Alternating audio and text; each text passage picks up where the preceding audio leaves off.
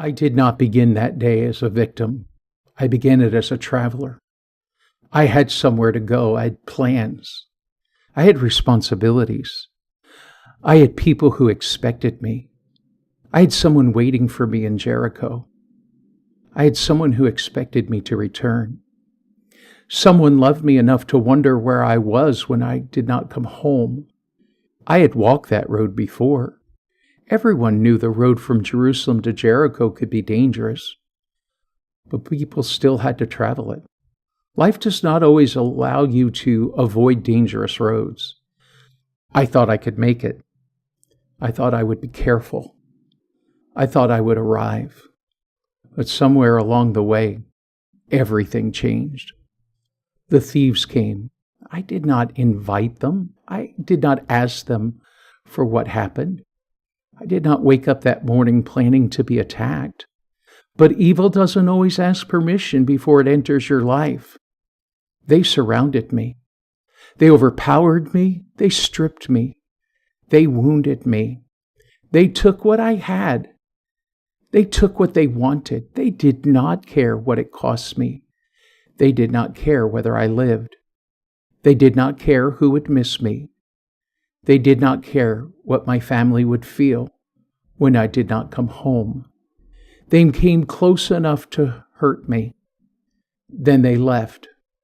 That may have been the hardest part. They left me, stripped, wounded, bleeding, half dead, alone. There is pain in being hurt, yet there's another pain in being left after the hurt. I could not get up. I could not bind my own wounds. I could not walk myself to safety. I could not stop the bleeding. I could not undo what had been done. I could not make myself whole. All I could do was lie there. I listened. I waited. I hoped. Then I heard footsteps. Hope rose in me. Someone was coming. Maybe they would see me. Maybe they would stop. Maybe help was on the way. It was a priest. Surely he would stop. Surely a man who served God would see a wounded man. Surely a man would know the law and would remember mercy. He saw me. I know he saw me. But he moved to the other side. He passed by. He left. I do not know what he thought. Maybe I looked too far gone. Maybe I looked too costly. Maybe I looked too dangerous. Maybe I looked too messy. Maybe I looked like an interruption. But I know what I felt. I felt unseen, even though he saw me. I felt unheard, even though my need was crying out. I felt like my wounds were not worth his time. Then I heard footsteps again. A Levite came. He came closer. He looked. For a moment, I thought this would be different. He came near enough to know, near enough to understand, near enough to see the blood, near enough to see the bruises, near enough to know I could not help myself. But he left too. He came close enough to inspect me, but not close enough to help me. He looked at my wounds and then he walked away. That kind of leaving does something to a wounded man. You begin to wonder if anyone will stop. You begin to wonder if your condition is too much. You begin to wonder if your story is too shameful. You begin to wonder if your need is too expensive. You begin to wonder if help is really coming. You begin to wonder if you're even worth saving.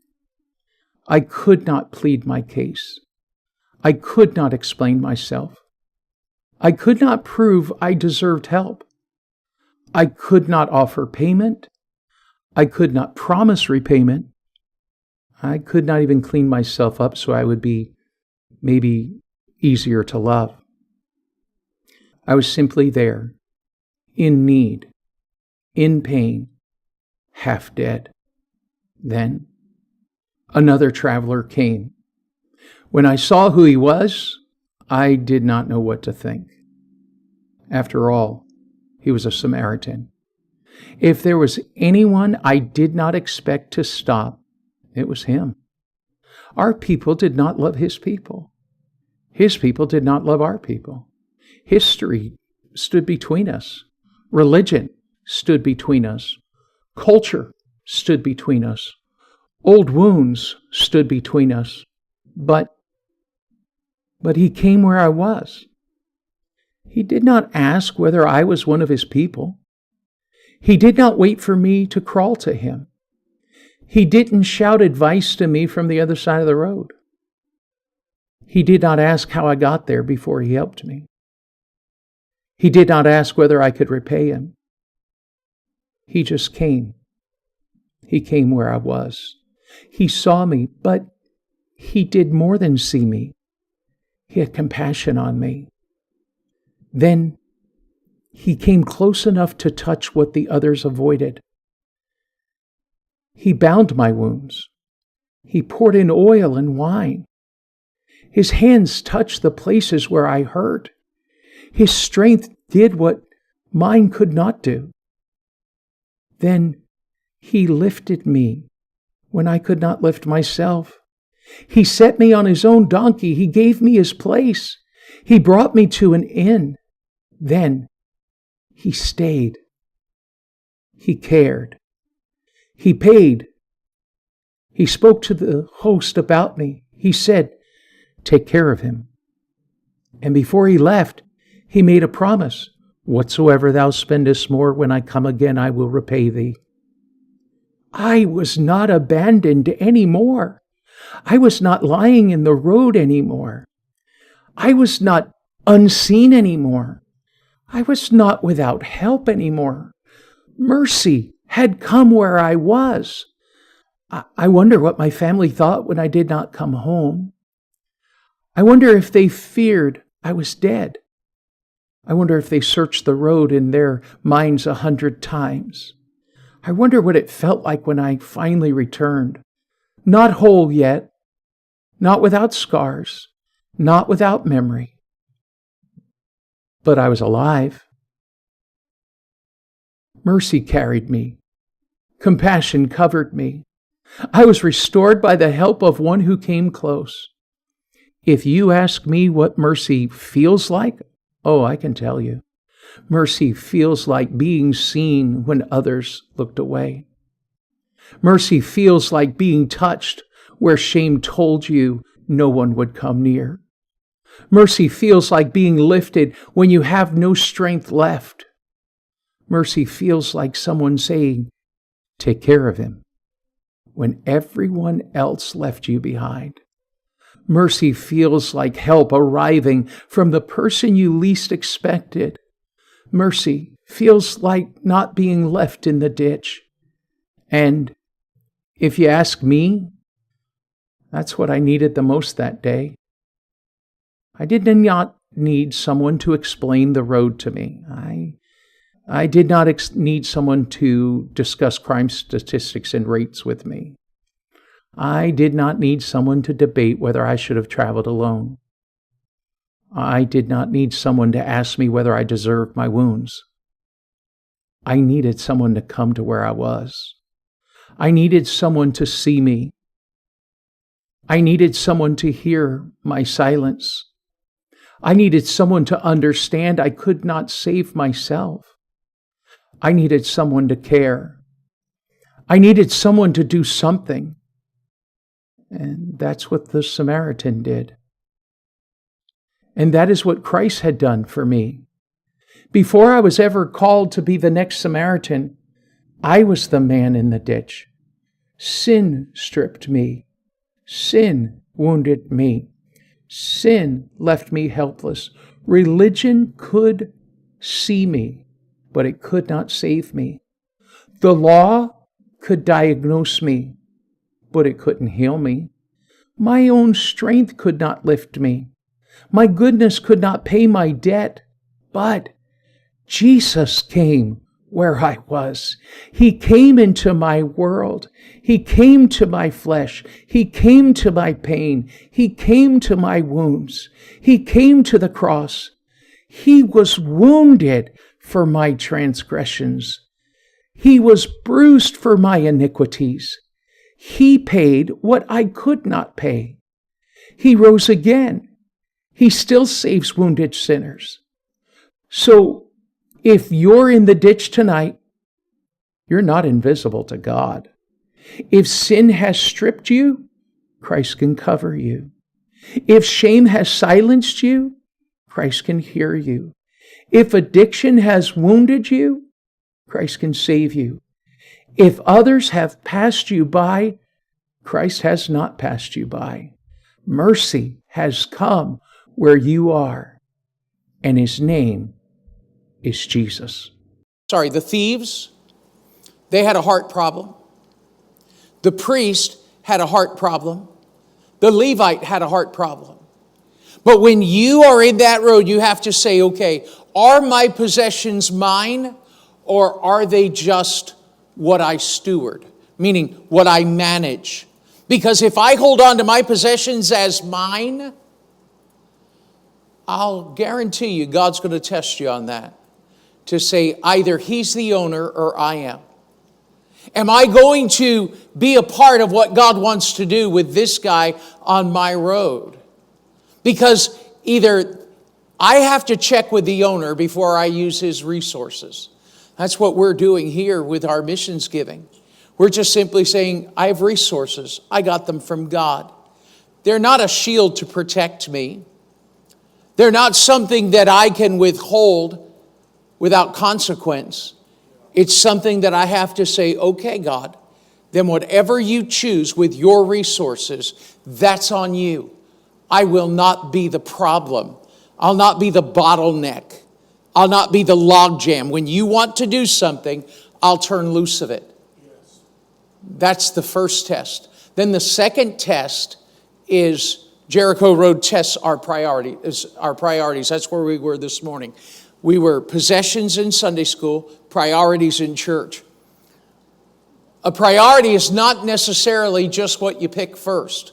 For me to understand priority, it is burning house, a safe full of money, a child. Yes. What am I going to let go of first to get the other? Right. And if wounded people are on your road this week, yes, you're going to have to let go of something in order to say, no, they are my priority. It's the weeping mom at the grocery store who has to put back either diapers or milk. What's the priority? That's where you say, no, ma'am, you get both and I'll cover that today. You say, well, we're not wealthy. You don't have to be wealthy. Yeah, right. You just have to remember what resources you had came from God. Amen. And you're just a steward. And He can put more in your hand and in your wallet than you could ever cling to successfully. Amen. So tonight, when I ask you to think about your priorities, I want you to lean into what the Jericho Road does. It tests us. There are times, I even shared this morning, I held on to $7 like it was, incredible wealth. And God just right in my heart, just pull it back. Whoa, buddy, here's your opportunity. And at the end of the day, it was just $7. And then God showed Himself that He's able to do exceeding abundantly above all that we could ask or think. If I have the water and someone's thirsty, am I going to hoard it? Or am I going to turn loose of it?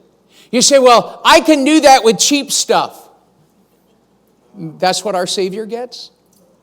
The cheap stuff? Right. When He gave the best stuff for us?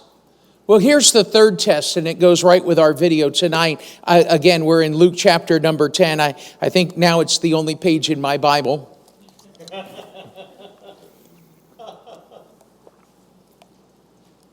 Here's the Jericho Road third test. First test, possessions. Second test, priorities. Third test, proximity. I know that's not a regular word that we use, but maybe I could just define it just a little bit, because if you think about locality, I'm going to give you some ITY words. Locality, vicinity, proximity. And I'll build the definition as we go. So what's the first one? Locality. That's the place.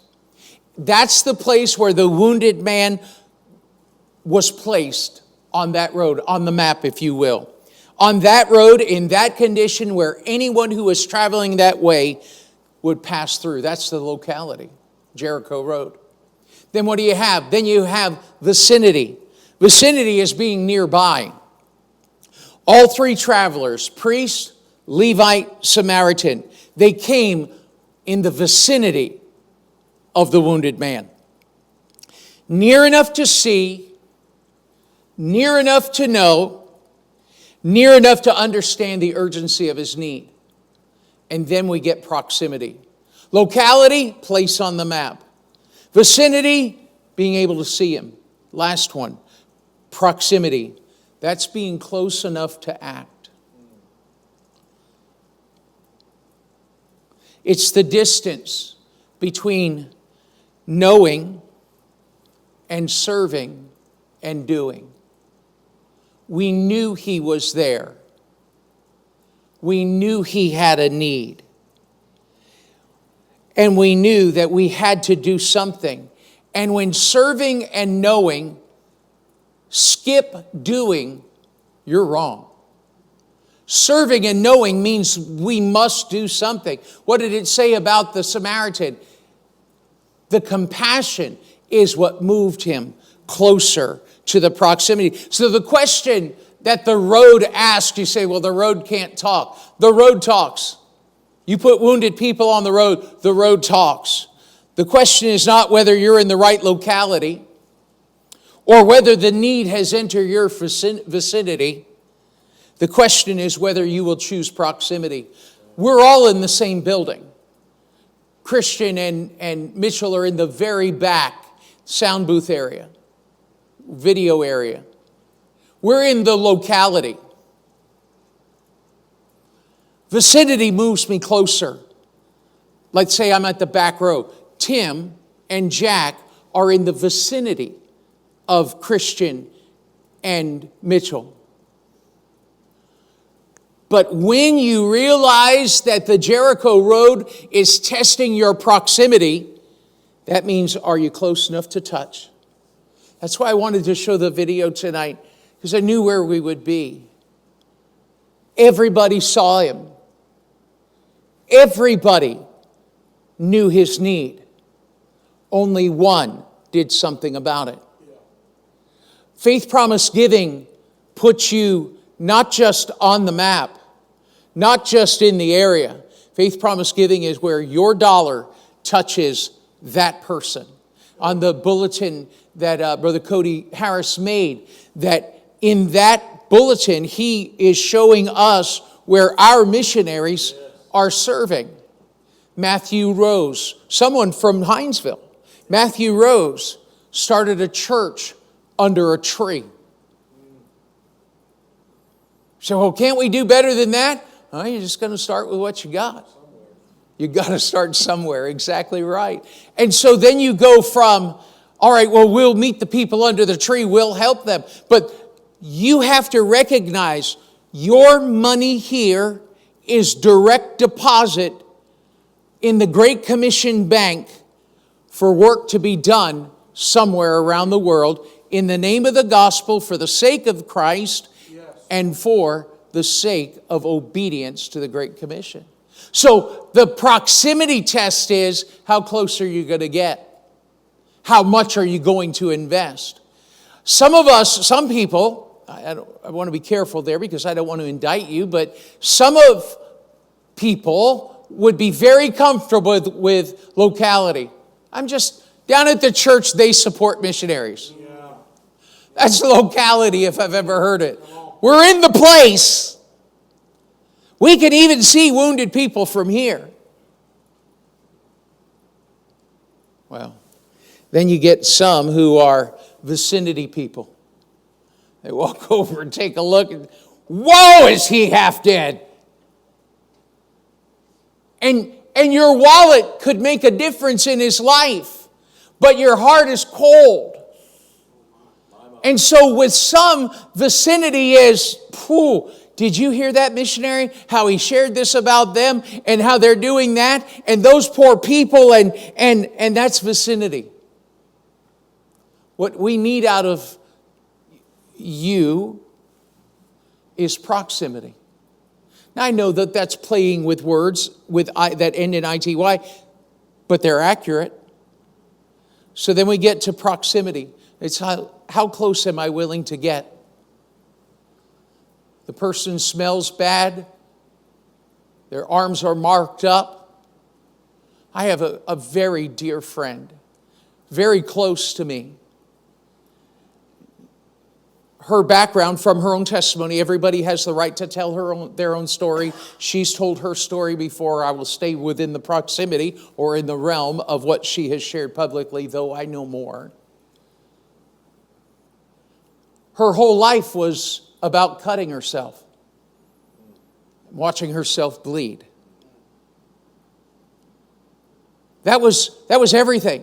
Now, her face was tattooed. She has a page on the peopleofwalmart.com.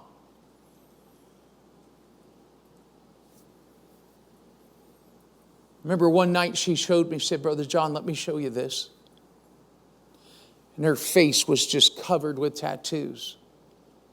Now she has had many of them removed. But her face was marred with that. The last major cutting she did, she almost severed her artery here and was bleeding terribly. She showed me that picture on that website, which is there to mock people of Walmart. And she said, Brother John, that's who I was. I'm not that anymore. But some people would walk up to my dear friend Chloe and say, have a nice day. Yes. Or pretend you didn't see. Right. Pull the Levite. Oh, wait till I tell the people at church how unclean she was. And Chloe today will tell you, nah, I'm here now to help addicts. I'm here to help people who've been wounded on the side of life's road. And such were some of you. Yes. And when she showed me that day, that photo on her phone of her on that website, she said, I'm not that anymore. That's what victory is. That's what success looks like when we can help people get from where they were to where they needed to be. And if I get into a situation and I don't feel like I want to have proximity with the wounded, they ought not to check their heart. They're the one who needs us. I ought to check my own heart. Right. Amen. And say, why am I afraid to get near somebody? Now, I'm not asking you to, with reckless abandonment, ignore safety. I'm not asking you to do that. I'm just saying, don't be afraid to get into the proximity because the road tests you. I said to you the other night, find your road. Find your people.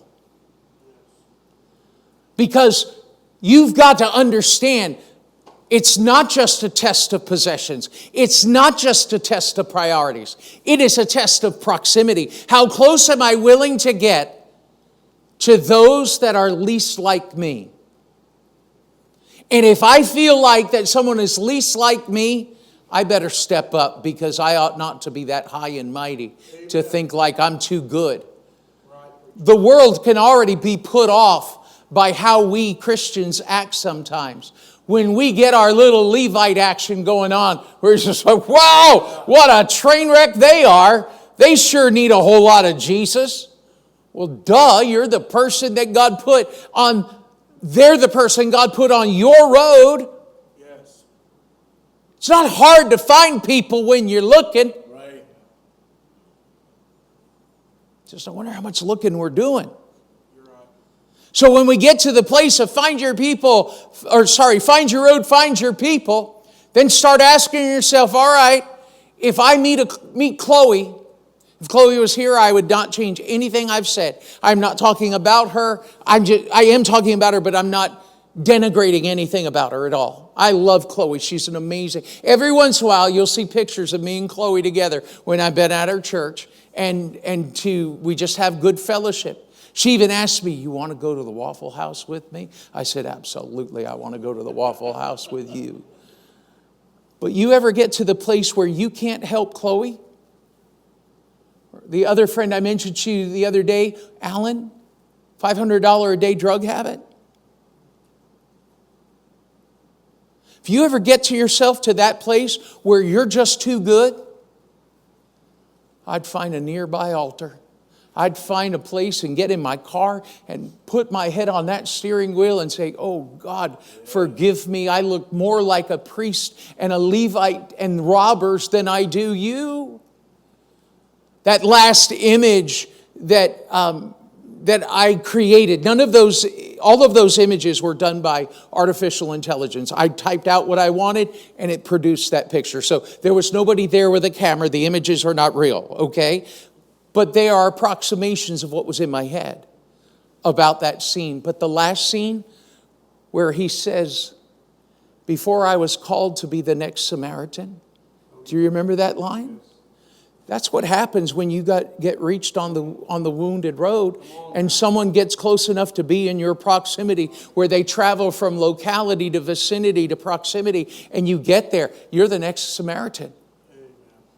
Unless you have become too good for the road. When we're too good for the road, it's uncomfortable to call yourself a Christian. So tonight, as you ponder what you have seen and what I'm going to say, because now you're wondering, is he done or not done? Can't figure that out. No, he's got big points to share, and I'll get to those in a minute. But I want you to grasp this truth, that if we are not people of proximity, close enough to touch, not just arm's length, heart's length. Do you know what I mean when I say that? Arm's length, vicinity. Always wondered what it meant when Miss Ruth has this sign in front of her when she plays She's the One. But anyhow, this is locality, right? Yeah.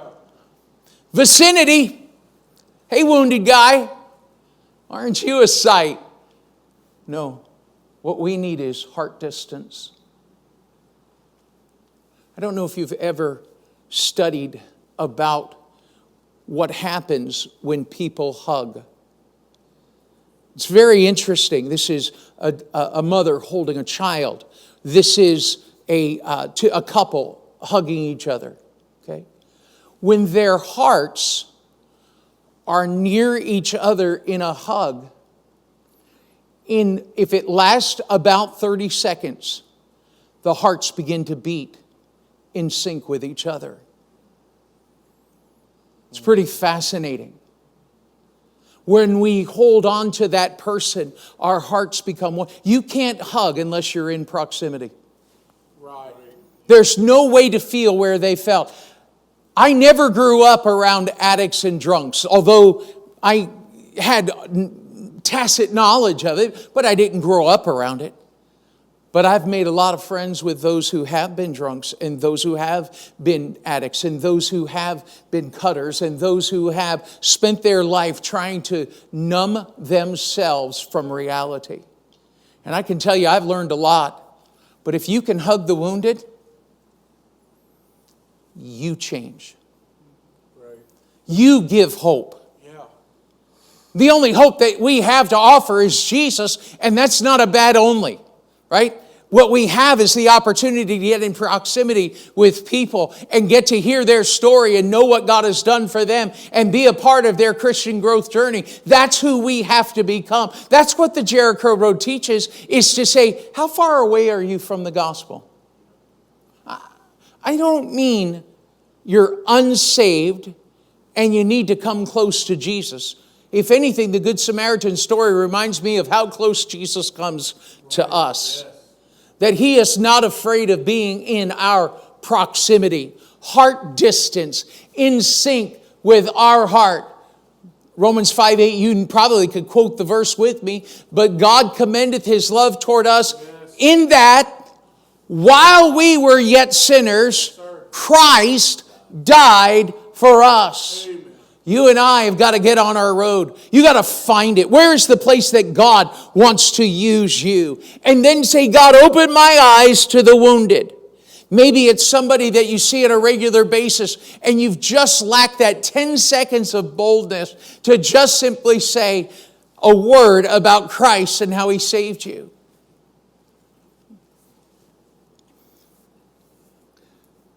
When I was in the rehab place for 5.5 months, and I go every day, twice a day, I did not think about it then, but it's only since I've been working on this material in the last couple of months.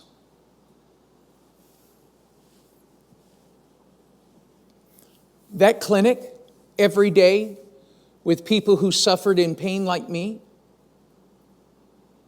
I realized that was my road.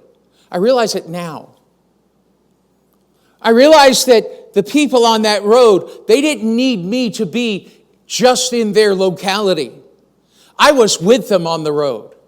Yes, sir. We were the wounded. And in that place, I realized that though I hurt, I can still offer hope. Pain doesn't have to silence my witness. Right. Rather, what it does is make me realize I found my road. I found my people. Sure. And when I found my road and found my people, I started offering them hope. They were 6 or more patients who came to me and said, on their own, no idea, you give us hope. You make us feel like we can make it. Joe, I found my road. I didn't want to be on that road. There was nothing in my life that would make me want to be in that town, in that office, with people who suffered. But what did God do? John, I found you a road. It's the pain road. And I'm going to put you in a place where you can find your people. Do you know every week I either get a phone call or a text message from people who are on my road that we worked with while we were there? I was sharing this afternoon. The doctor pulled me out of a treatment place, one of the treatment rooms, and said, I need to see you right now.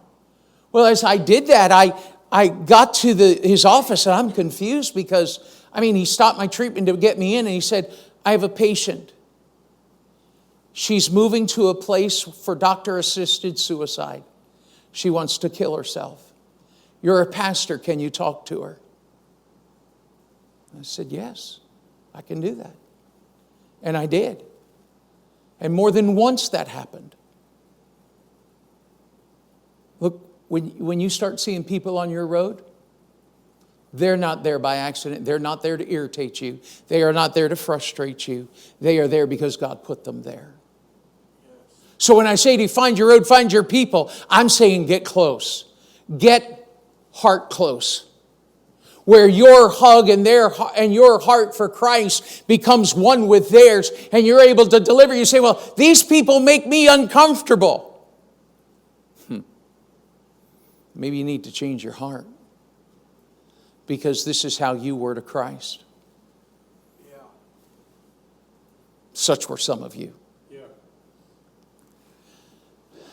This idea of proximity, let me give you a couple of thoughts, and then we'll see what's next. What did the priest do? He got to the vicinity nearby. Narrow road, I tried to depict it by space, telling the AI engine I want that road to be rocky, tall cliffs, narrow, and it can't be more than about 4 or 5 feet across, so we would have a clear picture. It was a narrow, dangerous path. The wounded man was within arm's reach, and there was no comfortable distance available. And the priest found a way to pass by on the other side. I look at you, the years I've been coming to this church, you are the faithful. We have seen people come and go. I am not badgering you. I am not beating you down. I am cheering you on, and I'm telling you a story. I'm telling you what Christ is looking for from us, that we don't lose sight of the wounded. The priest passed by on the other side. Maximum distance would have been about 10 feet. Practical distance would have been less than 5. And they found a way to ignore. What do we learn? He saw and he moved away. Let me give you the second thought. The Levite, he had proximity and he refused. This is terrible. This is tragic, because he then walks over, bends over. You saw the image on the screen, trying to capture that moment of what's it like to be on the side of the road, have someone bend down and look at you. It may be beyond imagination, but it's practically imaginable for me to just kind of say, is he living? And what did he do? He had proximity, but he never touched him. He just moved on. Awareness is not compassion. Inspection is not involvement. Curiosity is not mercy. What we have to have are people who are willing to be in proximity of the wounded. Seeing is not enough. And then you get the Samaritan. He knew what proximity was. He came where he was. Not where it was easier, not where it was cleaner, not where it was safer, not where it would have been more culturally appropriate. He just came where he was. You talk to any of my friends I've made over time who have come out of serious addictions and troubled places, and you talk to them, and they'll always be amazed that someone stopped to talk to them. I wonder, I'm just going to go with me, okay? I wonder how many times there were wounded people in my path and I kept walking. People who needed to hear, oh, there's a guy in a suit and a tie. Wow, he must be whatever. And he ignored me. Well, that's what the world expects you to do. Shock them. Walk up to them. What can I do to help you? What is happening in your life? Sit down with them. Buy them a cup of coffee. Sit by them and just say, hey, tell me what your story is. Such were some of you. He came where he was. That's what compassion does. Notice how the progression works in the text here, where it says a certain Samaritan, as he journeyed, came where he was, and when he saw him, he had compassion on him and went to him. I want you to watch the progression of moving nearer to the wounded man, going from locality to vicinity to proximity. He went to him, bound up his wounds, pouring in oil and wine, and set him on his own beast, and brought him to an inn, and took care of him. Look at that. He moved from the road, if you will, to the ditch. And then he moved from the edge of the scene into the scene. He bound up his wounds. He got low and he got close enough. And he crossed the distance that his body had to cross in order to touch the man. No one else had done that. His possessions crossed the boundary because he gave of what he had. He set him on his own beast. He keeps moving closer and closer. Take my donkey, ride on this. He brings him to an inn. He stays with him. There is nothing more powerful than to be in a disruptive relationship of things and then all of a sudden have someone stay with you when you've gone through such trauma. But he just stayed the night with him. And then he promised to pay and he promised to return at the end. Every step moved him closer to the person. I'm not saying just pounce on the person and say, Brother John said if I hug you for 30 seconds, our hearts will be in sync and you're going to get Jesus. That is not what I am saying. What I am saying is you can show love to people. Amen. It doesn't cost you anything. What if your words are the words that send somebody into a addiction trigger? What if your words are the ones that see someone come to know Christ? The Bible says that life and death are in the power of the tongue. What we say can hurt somebody or help them. And if we're proximity people, and that's what I want to be, that's where I'm headed for this message, is the idea of saying that every step was a closer form of involvement in the man's life. Every movement brought him further into the wounded man's need and further from his own safety. Coming close required that he stay close. Mercy is not only a moment, mercy follows through. That's what we have to do. And then, of course, we always have the bigger picture of who the Samaritan is. The Samaritan, for us, was Jesus. We get to be the Samaritan for someone else. I'm not saying we become Jesus. I'm saying we represent who Jesus is. He didn't save us from the far side of heaven. He entered our road. He came into our world. He came into our flesh. He came into our sorrow. He came into our poverty. He came into our pain. He saw us as wounded by sin, stripped by sin, shame, helpless, under judgment and unable to move. And he did not pass by on the other side. The Samaritan found a man half dead. Jesus found us dead in trespasses and in sin. The Samaritan bound our wounds. Christ bore our wounds. The Samaritan came where the man was, and Christ came all the way to Calvary. He came close enough to touch lepers, close enough to eat with publicans, close enough to eat with sinners, close enough to weep with those at a graveside, close enough to be nailed to a cross, close enough to die in our place. He came where we were. Proximity says, I get the gospel to the wounded people on my road. The priest and Levite failed at all three: possessions, priorities, and proximity. Their possessions became shields to protect them from responsibility. The real priorities were revealed when something valuable competed with someone in need.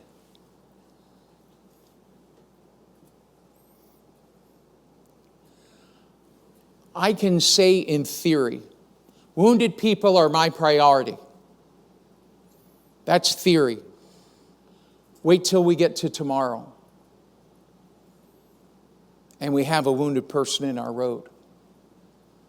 It's easy to pick localities. Wow, that guy's a bag of hurt right there. Vicinity. I can smell him from here. Proximity. What can I do? Say, I don't have much. You got Jesus. If Jesus isn't much, I don't know what else to tell you. So tonight, my invitation call to you is this. May we be people of proximity. Oh, we've got enough lawyer Baptist churches. We got enough priest Baptist churches. We've got enough Levite Baptist churches. My question is, are we proximity Baptist? Where we're close enough to get to people who are wounded. Would you stand with me?